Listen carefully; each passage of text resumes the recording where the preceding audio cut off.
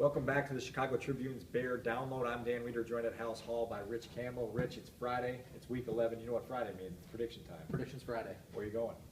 I've got the Bears squeaking out a 22-20 victory. And I've struggled with the prediction because I think when the Bears have the ball, you have a good offense against a good defense. When the Ravens have the ball, you have a poor offense against a defense that hasn't played well. And so where does the scale tip? And ultimately, I just give the edge to the Bears because they're at home. But they're going to have to protect Josh McCown. For me, that's going to be the key to the Bears being able to outscore the Ravens is can he stay upright against a pass rush and a front seven that is among the best in the NFL? And you're going to have to get a little creative to do so at times, whether that means taking Martellus Bennett out of pattern and leaving him in for more help there on the pass protection. A lot of different things you're going to have to do to account for a front seven of the Ravens that's very active.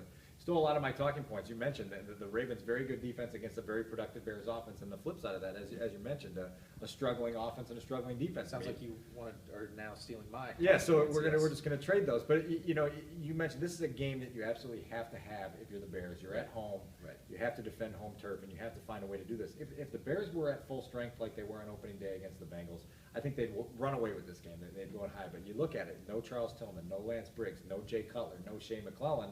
Likely, he's doubtful, and I don't think either of us are expecting to see him on Sunday. I'm not, I know that. And so you have to really kind of pull the lens back and say, this is going to be a tougher thing than you got. I've got Bears 24, Ravens 23, and I'm even going to go so far as to say it's on the last play of the game, Robbie Gould kicks a field goal as time expires. I'm going to be that bold with my prediction. Well, I think it's easy to see the game going that way, being very close. And, I pick a 2-point game, you're picking a 1-point game. Could easily go the other way. And if Joe Flacco throws an interception or two, I think he only has 3 interceptions in his last 4 games, but he has a 5-interception game earlier this season.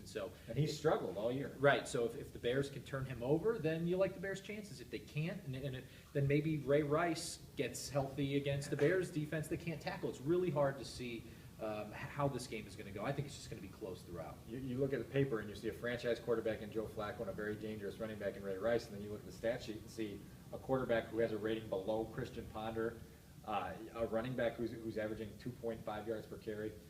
It's going to be a struggle for this Ravens defense to get going, but the Bears have to take advantage of that for certain. And then we look at this, and sort of the X factor of all this is the weather report. Right. There's going to be rain, there's going to be winds, it could be a sloppy afternoon, and who knows what that does.